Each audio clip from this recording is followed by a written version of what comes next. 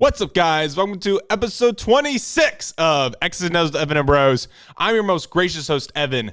Joining me through Zoom is Mr. Eldad Sailor. Let's give him a hand.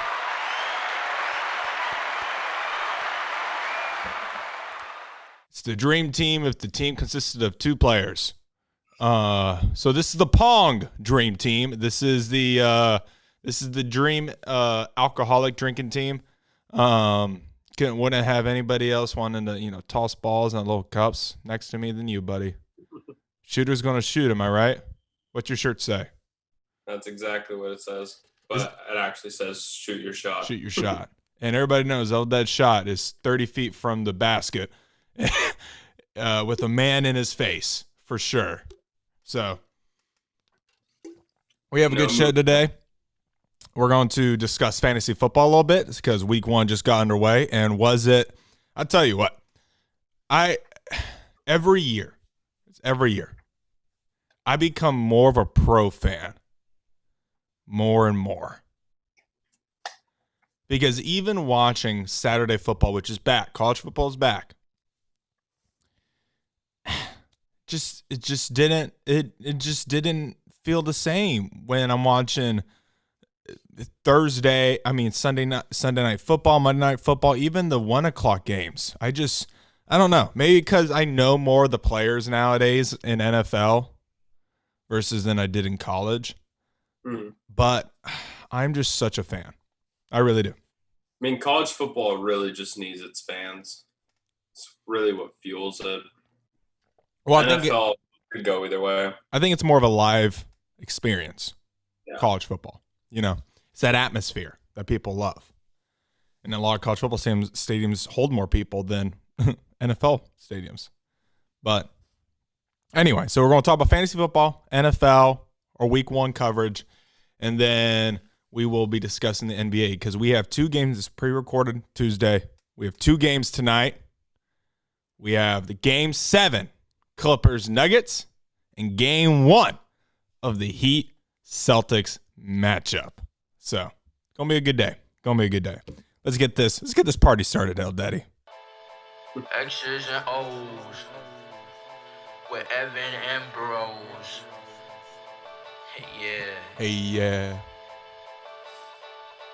Okay, it's X's and O's with Evan and Bros. Of course, it's a talk show, man, talking about sports. The one and only Evan Miller. That's me. That's your host doing analyzing with the side of jokes. Hey, X's and O's with Evan and Bros. Stirring the pot. X's and O's with Evan and Bros. What we do on the show. X's and O's with Evan and Bros. Hey, analyzing with the side of jokes.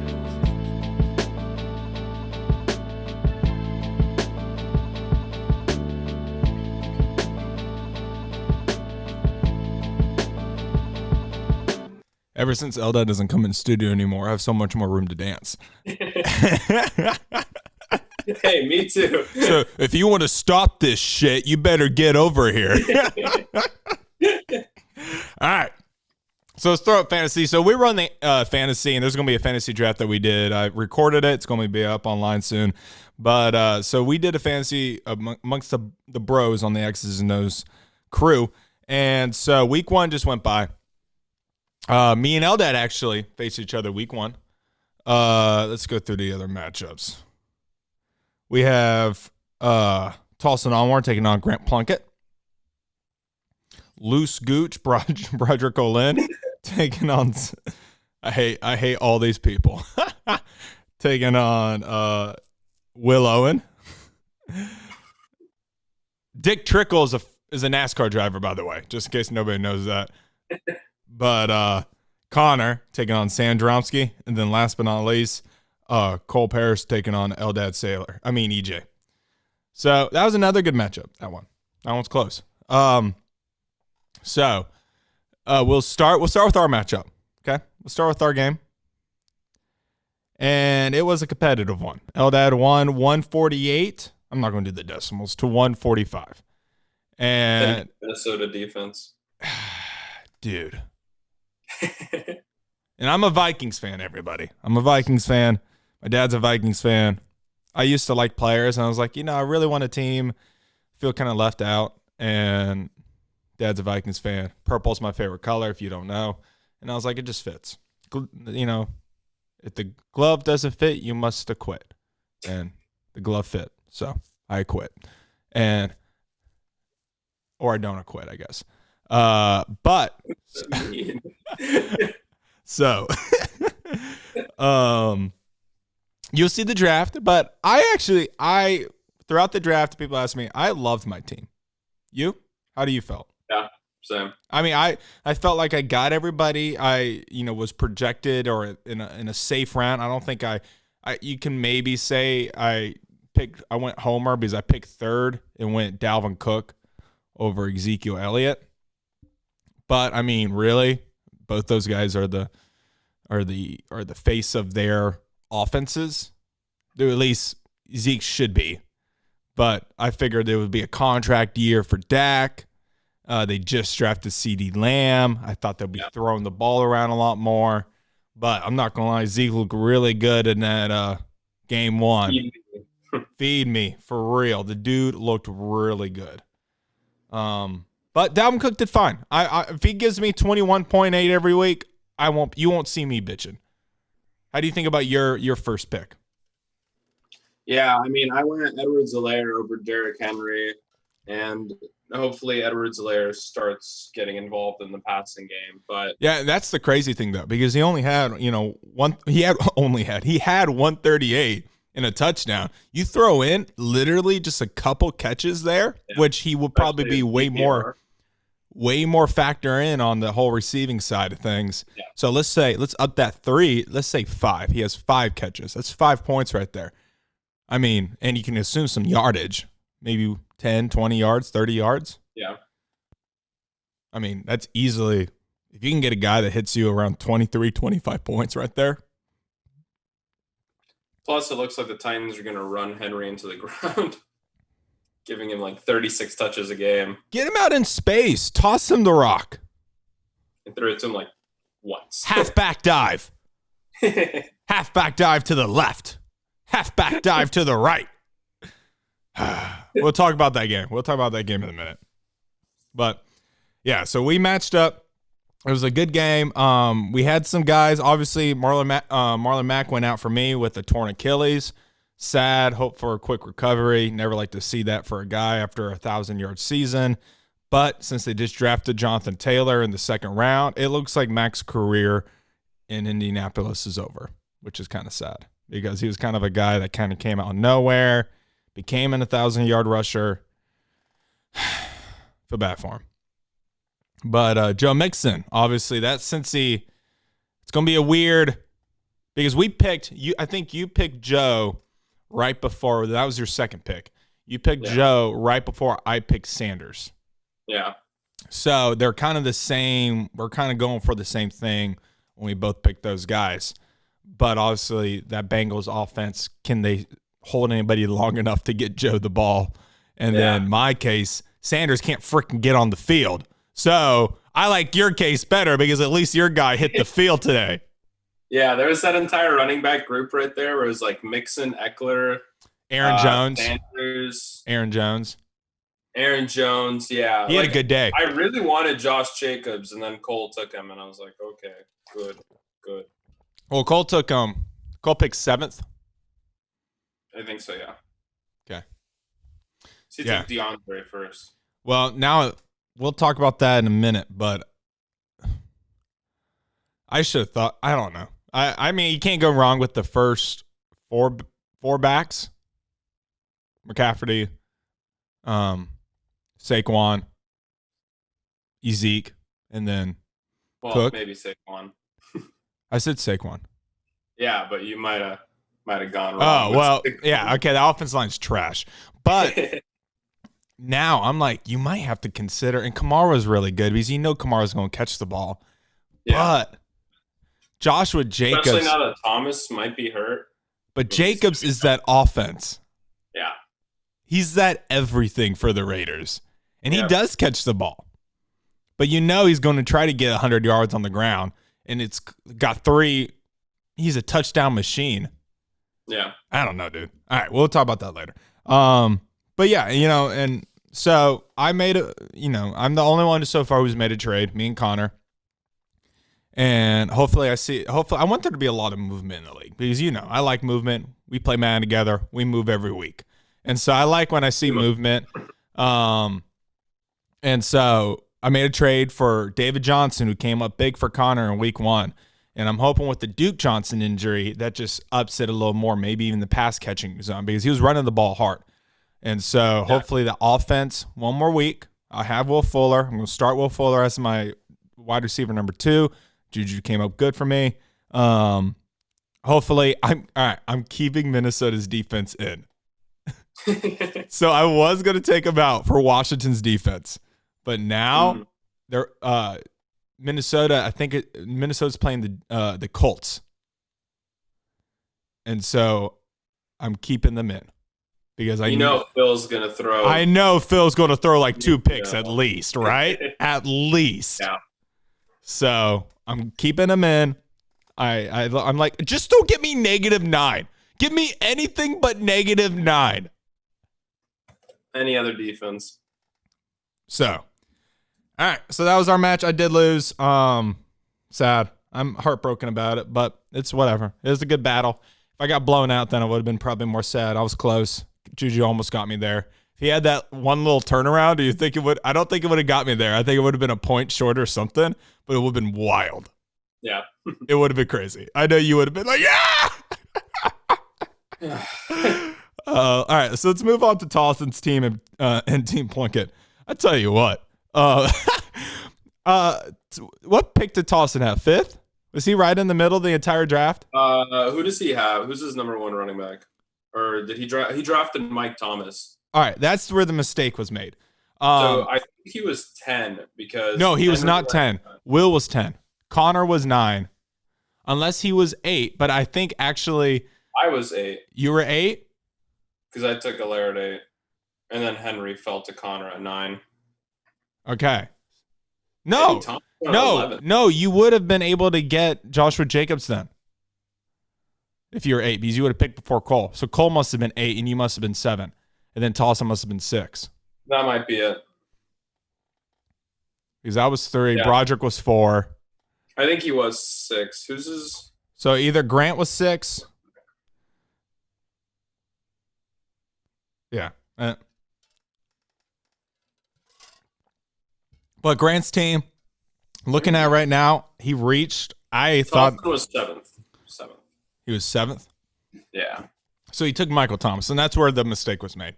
Because he could have took Joshua Jacobs, who's still available. He still could have took Derrick Henry. He still could have took one of these lead backs, and right now he's gotta go running back there. Huh? You got to go running back. Gotta go. Yeah. Well, especially because we're realizing, at least I knew it, and I think I told you before the draft, and now more than ever, it's clear there are only wide receivers so deep. You have to hit running back early, and you have to hit it. That's why I chose to go running back 1 and 2. You chose to go running back 1 and 2. There's only a few guys. There's a lot of guys when I say few, especially in a 10-person league. You can probably get your 1 and 2 could be really good. Yeah. But you have to hit it early. Because if you wait to go running back again, 4th round, 5th round, a lot of those guys are interchangeable. A lot of those guys are the same guys. A lot of those guys are like, I don't know if he's the lead back. Yeah. We found out some stuff over the weekend that Malcolm Brown, people might be trying to make a move for, which I recommend, because it's clear that he is the lead back and he is the goal line back. And that Rams offense looked good. They looked open. They looked fluid. They got the ball down the field.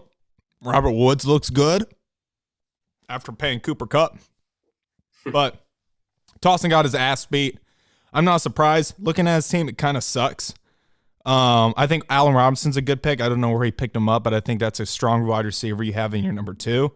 But the problem is, and I tell you what, Slayton looked really good, but he's still not their number 1 receiver. So it's hard to bank on. Can't trust it each week. You can't trust it each week. Maybe if you need, you can throw it in there. and we are in a PPR league, so maybe you can get 15, maybe you can get 16. You're not going to get 28 every week. Yeah. Even if he wasn't, I don't know if he wins. He doesn't. I mean, this team's terrible. No. But he does have Ronald Jones, which I would insert into the starting lineup because it's clear that he's getting the majority of the carries. Yeah, and I mean, I guess you have to put Slayton and Robert Woods. I would keep Allen Robinson in. I guess you have to. Well, Michael Thomas is hurt, so you take him out. Yeah. So I mean, yeah, it's tough. It's tough, dude. This one's tough. Can only get better from here. That's a good point to look at. But yeah, and then going on to Plunkett, dude looked good. I mean, Kamara, Todd Gurley looked really good in his Falcon debut. Devontae Adams. I mean, he's not going to give you 41 every week, but he'll give you 20 every week probably. Yeah. I love that pick. I think he got him second probably, if I had to guess. Yeah. Because I know I would have maybe taken him second if he had fallen to me, and he was right there. So I think he took him second. He's just a legit number one. Jones Jr. I don't know. Galloway didn't even play, and Jones gave you 4 receptions, 55 yards. But that Hawkinson's pick is a good pick. So, thoughts on this one? Yeah, Dawson's team, very sad. But Grant's team looked really good. Yeah. I don't think this. I mean, obviously, you could probably take 20 points off Devontae Adams. So Grant's kind of like us, where he's around. Yeah. So, all right, let's move on. Broderick and Will Owen. Broderick won 132 to Will's 48. Yeah, it's a lot. I mean, this one's tough. I don't know what Will can do to really.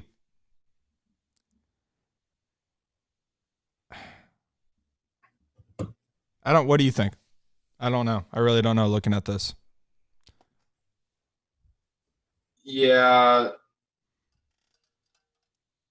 It kind of seemed like every big player he drafted just didn't perform. Every early round player he drafted. Yeah. Which is, and I know during the draft when you watch it, he's like, all right, going on a limb here. Going for a dark horse. So I guess he was right. He did go on a limb, and it broke. At least week 1 it did. Le'Veon's hurt now. Every highlight I saw of Buffalo was with John Brown, though. And so I think you do insert John Brown because it looks like they're getting everybody involved because even I had Stephon Diggs on the bench, and Diggs had around same amount of catches, same amount of yards. I think he beat him in yards, but he didn't have the touchdown. So I guess you do have to go Brown there. I really love the Mike Evans stat line. 1 catch, 2 yards, touchdown. Hey, got him 7 though. Yeah, so I tried to propose a trade to Broderick because he has some running back depth where he could let some go. And I was like, let's talk about Kenyon Drake, who only gave him 14.5. Wasn't anything huge. I mean, the guy I asked for, Connor, gave him way more and probably would run more than Kenyon. And Broderick was like, no, it's stupid. He made me feel like a fool. So we're going to see his wide receivers suck. Devontae Parker's hurt. T.Y. Hilton can't get the ball because Philip Rivers can't throw it downfield. And looking at his bench, hell, he even has Melvin Gordon, but he had the fumble, but he still had the touchdown. Lindsey's hurt now, so Gordon's probably the guy there. I mean, but you can't play 4 running backs, and he still doesn't have any wide receiver depth. I think you do insert Fan in the starting line. That's tough. And then you have Fan, who's a legit number 1 tight end, the way Drew Lock was throwing to him. And when you have a young quarterback, tight end's their best fan. Yep. So if I was a person who had a tight end that struggled, I would try to make a trade for that Noah Fant. Because I think you have to keep George Kittle. You don't get rid of George. Yeah, but he's hurt right now, so probably need Fant in there. Well, up until that point. Yeah. Up until George comes back. So obviously no fan will be inserted into our line. All right. Connor takes on Sam Dromsky, 122 to 138. Connor had some nice outputs from Murray, Henry, Duke, David, and then Julio. But I tell you what, Odell, Ingram, even his flex. I mean, that's tough. I mean, not huge tough, but that Evan Ingram. That's why I wouldn't trust anybody on this Giants offense. It's just a little scary because the offense line is so freaking bad. I mean, you have to. And then obviously I told you we traded. So I'm taking on David Johnson, and then he's adding Tyler Lockett and Rob Gronkowski. So does he insert Rob into that starting role and hope for a better outcome? And we play, by the way. We play this week. Yeah. How funny is that? But is that what you do, you think? I feel like you got to stick with Evan Ingram, right? I feel like the upside's still higher than what Gronk showed us. Yeah, Gronk looked bad. Gronk can really be used as a decoy because he looked like O.J. Howard got open and on a touchdown. Yeah, and Ingram still got I think 8 targets or something like that. He had he had the catch that was called back for offensive pass interference, which it was pass interference. So yeah, I agree. You stick with Ingram, but he's gaining Rob. So if Ingram for another week in a row underperforms and say Rob figures it out this week, it's a good trade, and he adds a guy. And then so Cooper Kupp. I don't know if you keep a wide looking at he's adding Tyler Lockett. So let's say he throws Tyler. You keep Julio. I think you give Odell one more week. I think you have to. It's Odell. And he plays Cincinnati this week. So if he doesn't do it here. Yeah. So you throw, I tell you what, you throw either Tyler Lockett in your flex or you throw Odell in your flex in your starting lineup. You keep Derek. You throw our boy who we were just talking about, Hines. Throw Hines in at number 2 running back. I think you have a really good week. Yeah, agreed. So don't watch this show, Connor, before you edit your lineup.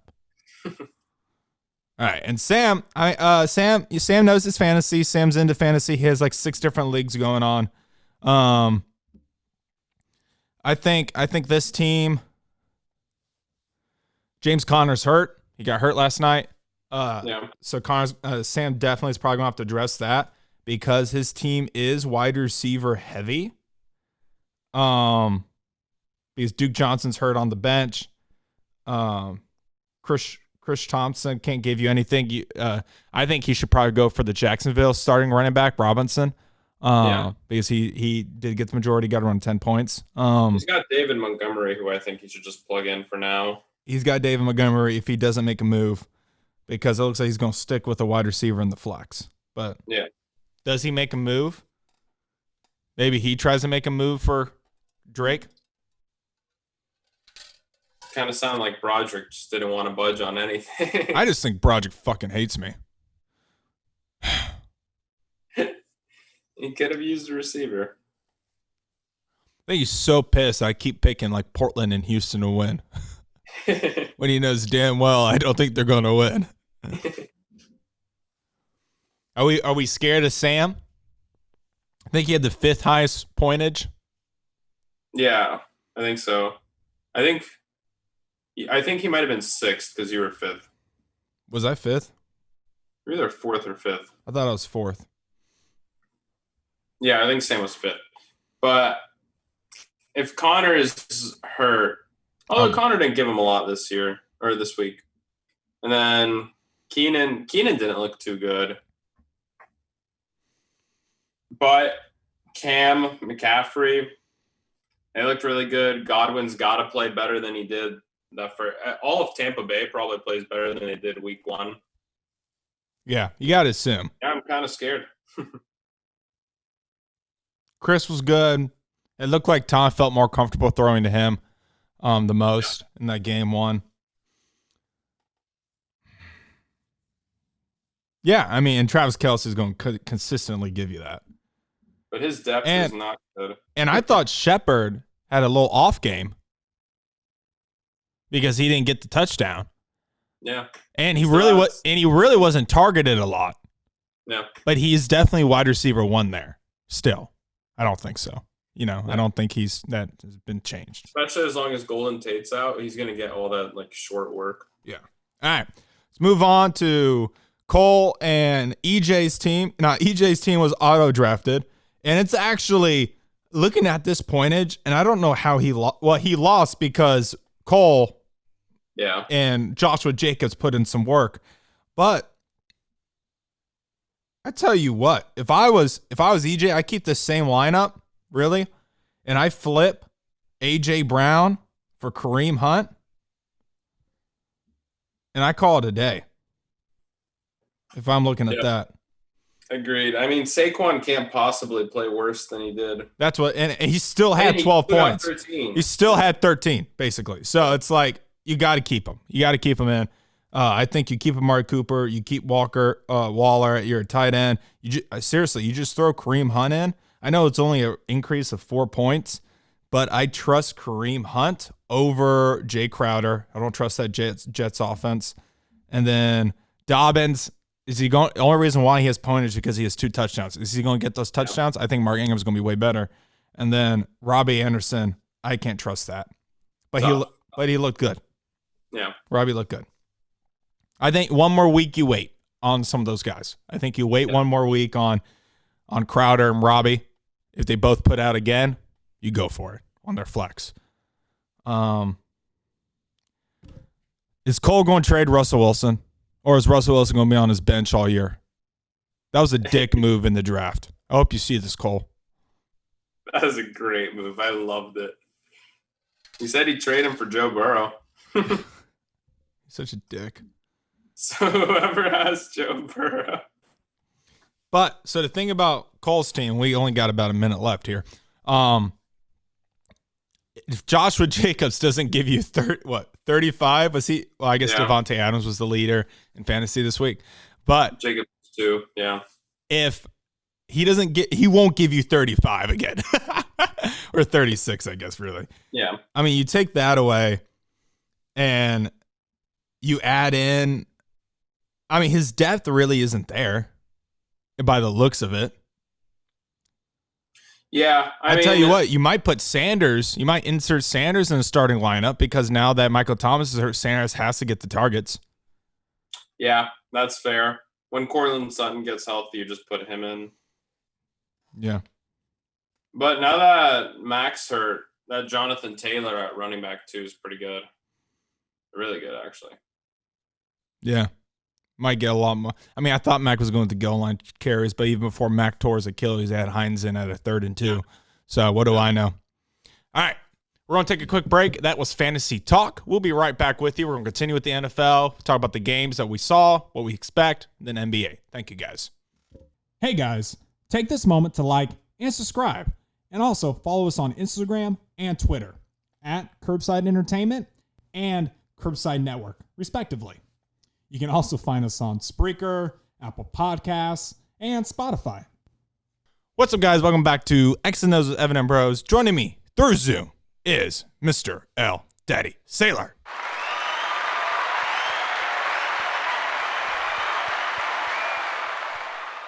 So, continuing with our fantasy talk, we're going to go over the waiver. Okay, we're going to go over the waiver, see what players we think you should pick up, maybe be on the lookout for week 2. Okay, to boost that overall team that you need to recover. Maybe you got somebody injured. Who knows?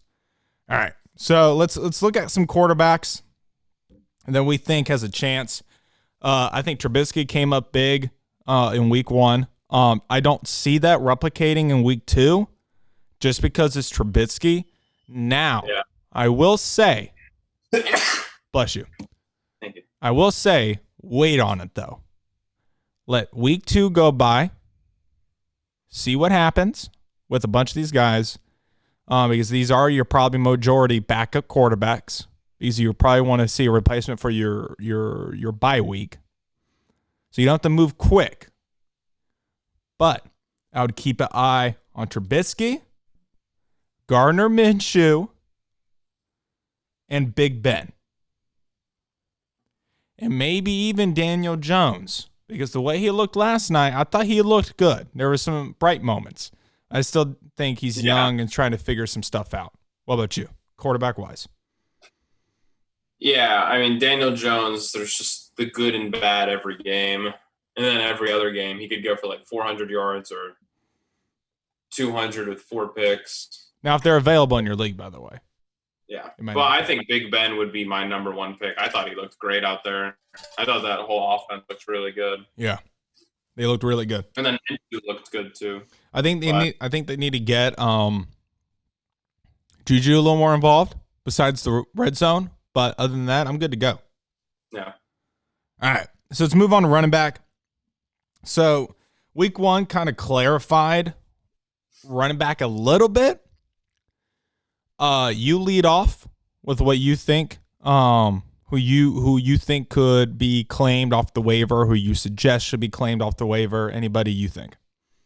Yeah, I think Malcolm Brown's going to be the top of basically every waiver claim this week. So going on Malcolm Brown, he's only rostered in 7.9% of rosters in the ESPN fantasy app. So he's available. And they tried to tell us he was number 1 on the depth chart, and we just didn't listen. Well, they try to tell us, but running back in some of these, and there's another guy I think you might name, but you have to go by committee. You have to know what you know, and they're leading him. They're feeding him. He's going to get the goal line touches. He's going to get the early down touches. He looks good. I still think as the season goes on, I think Akers is the one that's going to emerge out of there. But right now, I think Malcolm can give you the most solid points right now. Because Malcolm started last year off really well, too. He had like 50 yards and like 10 carries. Yeah, but wasn't Todd hurt? No, he was just taking the goal line work. Well, Todd's always hurt, but he was taking like the goal line work from Todd. Okay. Anybody else? Who else?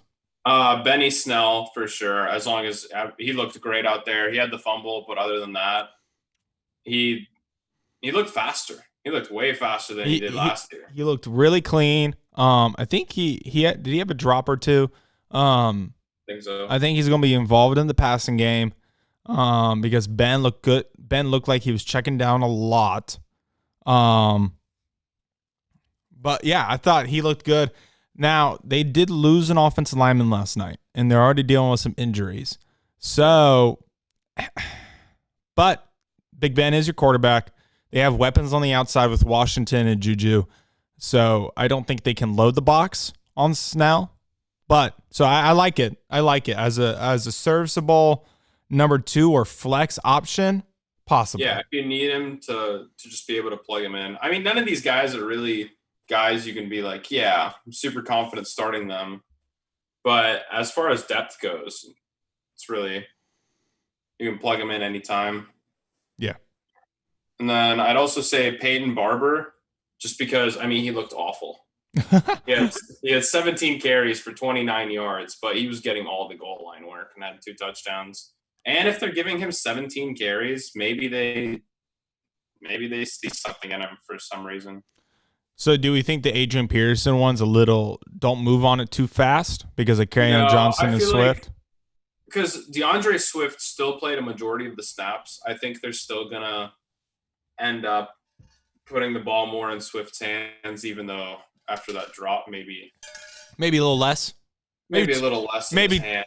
You bite the hand that feeds you. But it looked like Kerryon just did not have a role in that offense. So he might be a I trade don't know. chip. I assume Adrian's just there until Swift gets fully healthy, and then they'll kind of like phase him maybe more into the Kerryon role instead of as a lead back. All right, so let's talk wide receivers now. Who sticks? Obviously, Sammy Watkins is probably the big one. Yeah. Where would you go? Who do you like in this group? I'd go Sammy first, just because, I mean, he kind of does this every year where he comes out really, really strong week 1, and then everyone's like, pick up Sammy. He just went off for like 20 or 40 or 60. Yeah. And then the rest of the year, he just doesn't get the ball. I think Laviska Shenault is another great pick, just because it looked like the Jaguars were really trying to get him involved. They gave him like 2 carries. I think he was their second most targeted receiver. And we can assume they're going to throw it more than 20 times. I don't really know why the Colts are the way they are, because they should have easily won the game. They gave him the game. Yeah. And then Rivers is just like, Mike Williams is down there somewhere, but Mike Williams is not there. But no, I mean, yeah, I think a guy to look out for, maybe, at least should be, I don't know if I'm jumping the gun, maybe is Lazard out of Green Bay as a number 2. Maybe even as a flex, because the way Devontae Adams looked, you might want to triple coverage him. And it looks like, and they're tossing the ball down the field. I don't know if Aaron Rodgers and say the head coach for LaFleur had a heart-to-heart. I don't know. Come to Jesus meeting like, hey, you drafted my replacement. Let me go out swinging. And Aaron Rodgers is freaking swinging. So I like Lazard. So you can assume maybe 4 receptions, 63 yards, and a crisp little to the sideline touchdown in the goal line. So I like him. Devontae Adams might demand triple coverage from now on. He could be a sneaky one to be on the lookout. I think maybe you wait another week. But if you want to try to jump on it early, be on the lookout for Lazard. Yeah. Those Green Bay wide receiver 2s are always so sketchy, though. It could be Valdez-Scantling 1 week. You're right. Lazard, it could be. It could be. Some guy off the practice squad. Yeah, and I agree. That's why there's some guys in here that's really – so do we not like Corey Davis? Are we not on the Corey – what? A lot of people said Corey could be like this year's Devontae Parker, basically, where so many people each year were like, oh, this is Corey Davis's breakout year. This is it. This is it. This is it. And now he's like completely off the draft radar.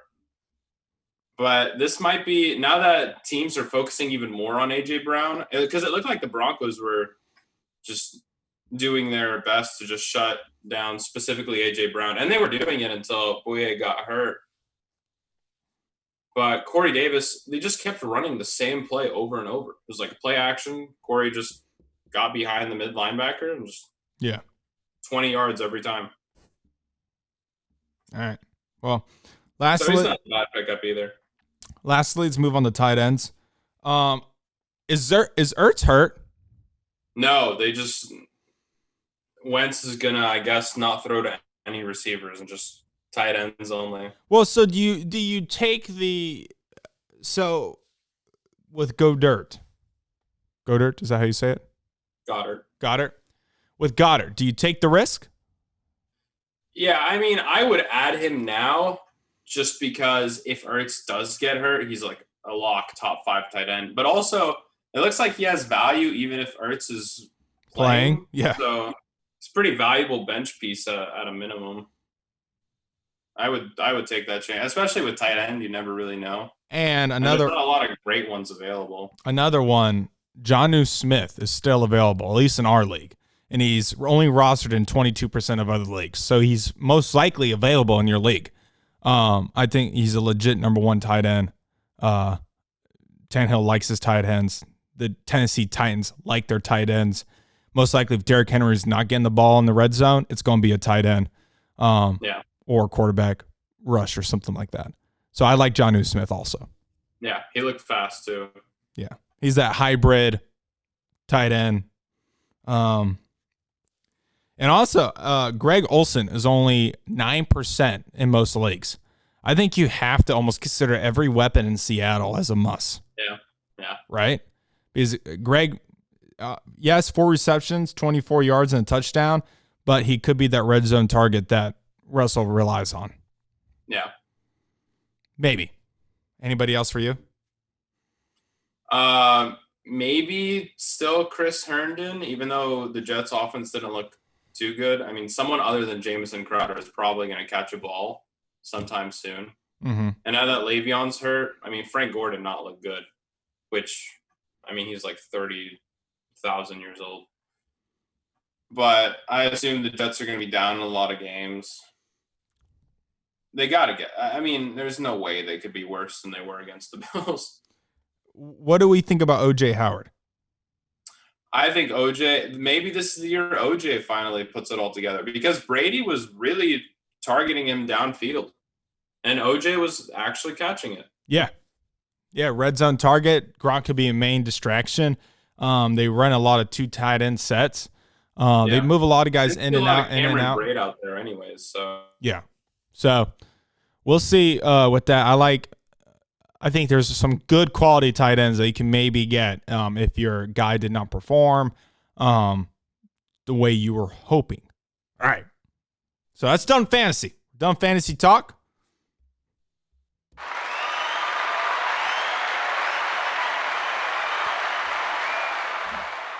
Hey, leave a like and leave a comment if you think that we should create a separate fantasy show for the CEN channel. Let me know. Let me see what you all think. If you would watch it. All right, let's move on. I'll tell you what. Let's hit a 180. Let's go to the NBA, okay? Because we've been talking, and we'll talk a little NFL. Try to get into it at the last few minutes of this episode. But let's talk about tonight's game, because we got a game 7 here. Nuggets Clippers tonight, 9 p.m. ESPN. I think Doris is calling it. Eldad, your Clips. The 1-3 Nuggets might be the greatest team in NBA franchise, like NBA history. Oh, yeah. They might be the greatest thing ever. You take all the pressure off of them. They're just playing basketball, and they're freaking incredible. They don't care if they're down 16, 20, 30. No lead is safe. Just doesn't matter. And guess what? The whole world is rooting against your Clippers, because everybody hates everybody on this team. They brought it on themselves. Except for Kawhi and maybe Paul George, unless you're an OKC fan or an Indiana Pacers fan. You hate everybody else on that roster. Yeah. Did it to themselves. Dude. What do you think? What happens tonight? Dude, I kind of think the Nuggets win. I kind of think the Nuggets win too. I mean, at this point, I feel like we just still don't talk about Jokic being essentially the best playoff performer of his generation. Like, who in his, like, I guess, how old is he? 26, 25? I think he's 26. Who around that age range from, like, is balling out like that? Especially in the playoffs. Over the past 2 years, I still think he doesn't get talked about enough. Well, I think you're silly, and I love Embiid. I thought Embiid was the Embiid debate is settled. I was thought a stupid debate to begin with. I thought Embiid was better maybe a year ago, before Jokic really started putting it all together, and Jokic is just by far way better. It's not even it's not a competition. First half Embiid, maybe. But first quarter Embiid. First quarter Embiid when he most dominant player on the planet. It's like 5 for 5 in the paint. Doesn't shoot a 3-pointer. He just bullies everybody. The thing with Jokic is, like, every time he shoots, I know it's going in. I mean, part of that is because I see Montrez guarding him, and I'm like, he's shooting like 68% against Montrez this series. So, well, it's so hard. It's so hard because unlike some teams where if you have dominant guard play or forward play, wing play, you can throw Kawhi or Paul George on them. Yeah. When your best player is a 7-footer who passes like he does, who shoots like he does, who doesn't need to be on the block, who can be at the elbow, who can be on the 3-point line and score, who do you put on him? I mean, he's legitimately unguardable. He has that one-legged 3-point flat-footed shot where he's just like throwing it up there, and it's perfect. I don't know how it drops. It's almost like a Dirk shot. He's the least graceful player ever. It's incredible. He has the best faces though. So good. There's it's impossible to root against this Nuggets team, except like Don't say Porter it. Jr. Don't say it. I like Michael Porter. Ever since he opened his damn mouth, they have been balling out. Easily the one unlikable player. And I know, well, I guess Jamal Murray, because he had that beef with the Lakers and Lonzo Ball 3 years ago. Yeah. But I mean, it's hard to hate Jokic. I mean, he's just a fat kid from Serbia just balling out. Just balling out. That's why this whole, I mean, think about it. Now, I don't know how, but all right. How many players come overseas and make it or don't make it compared to how many players play in states and don't make it? It can't be that crazy off of a number, right? Because, think about Jokic is balling out, Porzingis balls out, Luka balls out, even Nurkic balls out, Bogdanovic balls out, and my guy Miami. We're gonna be talking about him. Dragic balls out. So this narrative where European players can't play over here or there's an adjustment period, get that shit out of here. Because they're making all these American players look silly. So are you going Nuggets tonight? I'm going Nuggets. You're going Nuggets only because if you pick the Clippers, they're going to definitely lose.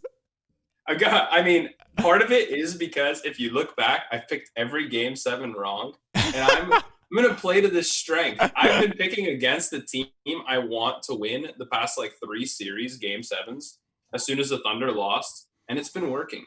And I'm going Nuggets. But also, Doc Rivers, he just does this thing. The reason they blow leads is because Rivers, since his Boston days, since his Magic days, doesn't make adjustments. He does not. The other team could be on a 20-0 run, and he will not call a timeout because he's we got to work through it. For a championship team, we'll work through it. And I'm that's not how momentum works. Any team could go down like that. So are you saying fire Doc Rivers? Stop your. There's anybody else to hire. Man, fire Doc Rivers from the fourth quarter. Let the Ty Lue take Dan over. Cassell coach the fourth quarter. Okay. I think so. The way I look at it is, honestly, I don't know why I would doubt the Nuggets, but if the Nuggets win this game, they lose to the Lakers. Yeah, something tells me the shooting's just going to go away. If the Clippers win this game, I do think the Clippers have a chance to beat the Lakers. So that's why I want the Clippers to win. So I'm picking the Clippers to win. But the Nuggets get down 3-1 against the Lakers, though. Oh, it's over. It's over. It's over. So over. All right. Heat Celtics, beginning of the Eastern Conference Finals. Throwback to 2011, 2012 Eastern Conference Finals. Paul Pierce and the boys versus LeBron James's Miami Heat. I don't know what storyline's better here. I really don't. I think I love Jimmy Butler, so it's hard to root against him. But I love this young Celtics core. I'm such a Jaylen Brown guy. I've come around on Jason Tatum where I'm ready to say he's probably a top 10 player. The way he's balling out. I love Kemba. How can you not root for Kemba? And Gordon Hayward. How can you not root for Gordon Hayward coming back from that injury? And Marcus Smart's such a dog. So I think on Monday's show, I think I said Celtics in 7, and obviously I'm sticking by that. But I'm ready for a fun game today. Ready for a good series. That's all I want. You? Yeah, I think Celtics in 6. My only fear is that on paper the Celtics are just so much better. Yeah. It shouldn't. But on paper, a lot of these other teams have been so much better than the Heat. Not the Pacers. Milwaukee is weird. Depends on how you look at Eric Bledsoe on paper. No, sir. It's not us. It's not our landline. It's gone now.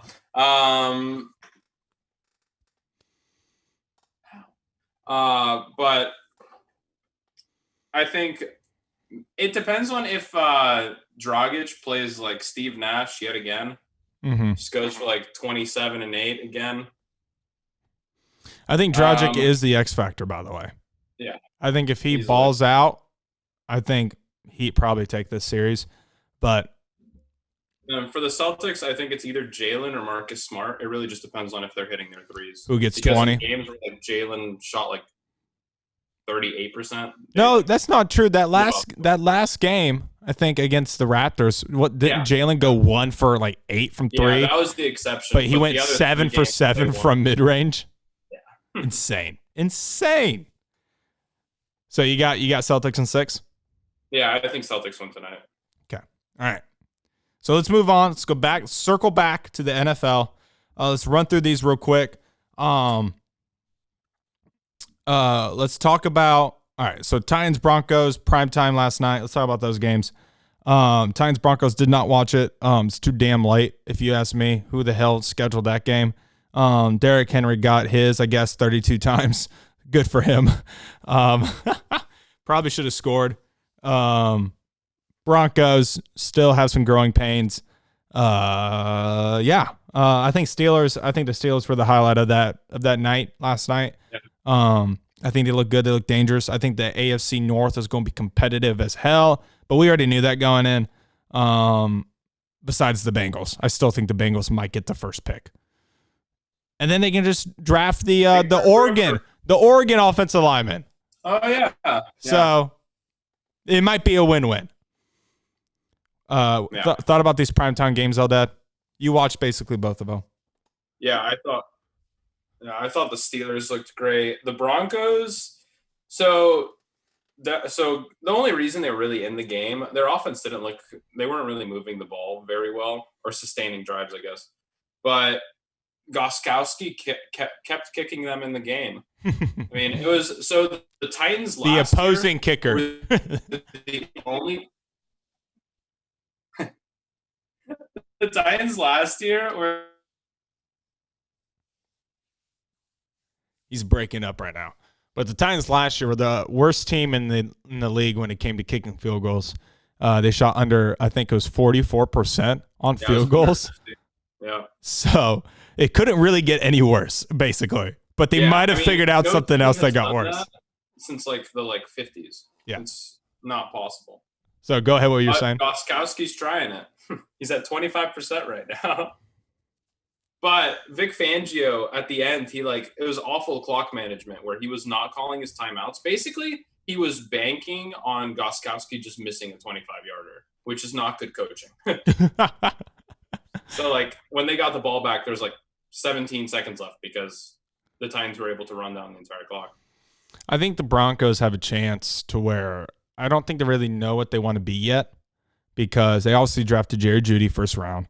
They have Cortland Sutton. They have Noah Fant. They're pretty good weapons. Philip Lindsay, who can catch the ball, but he's hurt. But Melvin Gordon, who's a run and pound kind of guy. And so, he's new to the offense, new to the town, new to the city. So do they want to feed him? And they have a good offensive line. Do you want to feed them or do you want to air it out? Do you want to be tossing it 30 times or do you want to be rushing it 30 times? Yeah. It's a balance they're going to have to figure out. They have the weapons to air it out, but you have to trust Drew Lock. You have to let him make mistakes. You can't. He was 4-1 as a starter going into this. 4-2 now. There's going to be some growing pains. You got to figure out what you have with him, right? Yeah. You drafted him. Their offense has to get better. They were the worst offense scoring wise last year. So they're just way too talented for that. I mean, worst case scenario, you suck and you're bringing Trevor Lawrence, a 6'5" quarterback for and then you're fine. For Elway, and then you're good to go. That's what I think. I think you just got to ride or die by Drew Lock, see if he sucks. I mean, honestly, you tell Von Miller, hey, you give Von Miller 2 to 3 weeks. If you're 0-3, just sit out. Sit out, bro. I know you probably want to play, or maybe he demands a trade and you get a ransom's worth for it. Trade him to a contender. But I don't think they would. I mean, I think he wants to be a Bronco anyway. I think he seems like that kind of guy. But if he wants to play, he wants to contend, most likely they won't be contending for Super Bowls anytime soon. And the only reason why they did is because they traded for Peyton Manning or signed Peyton Manning. So I don't know. Cowboys Rams. Cowboys cowboyed it up on Sunday Night Football. I don't know why anybody expected anything different because they did what they were supposed to do and didn't kick a field goal on like the 20, which I might have made that field goal. They decide, and I'm all for going for it. I really am. But yeah, agreed. At that point in the game, when was it late third, early fourth? Yeah, I think it was late third. So you really don't know how many possessions you're going to get. Yeah. Go for the freaking tie, dude. Right there. It's in your hands. Go for it. Because you don't know how many possessions you're going to get. You don't know how many possessions they're going to get. It's not like you're kicking a field goal on the 50 or on the 45 even or on the 40. It's like a 30-yarder. It's right there, bro. Yeah. Kick it, make it. You're tied. It puts the pressure on them.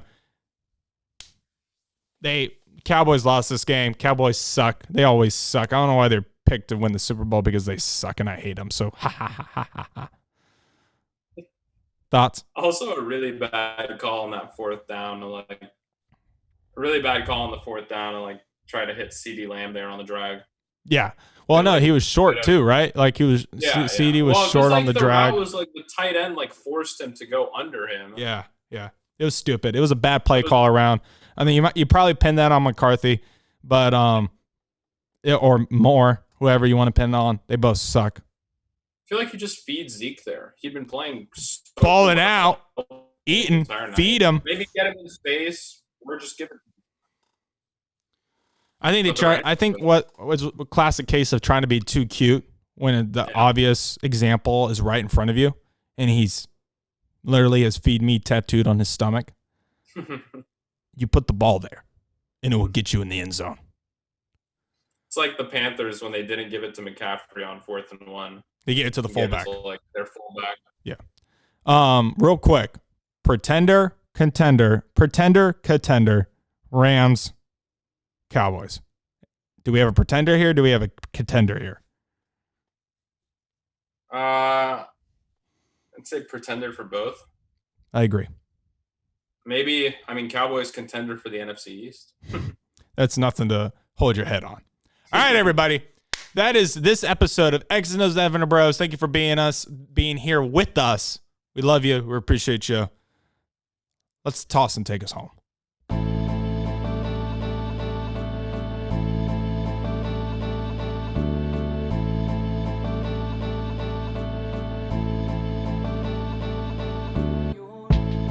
Thank y'all. You rock. You're the best. Best fans on the planet, if I have any. Appreciate it. Peace.